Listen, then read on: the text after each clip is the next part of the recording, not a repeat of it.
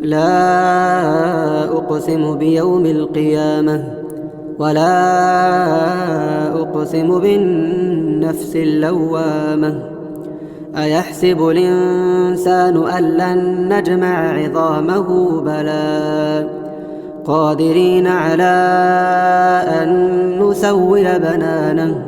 بل يريد الإنسان ليفجر أمامه يسأل أيان يوم القيامة فإذا برق البصر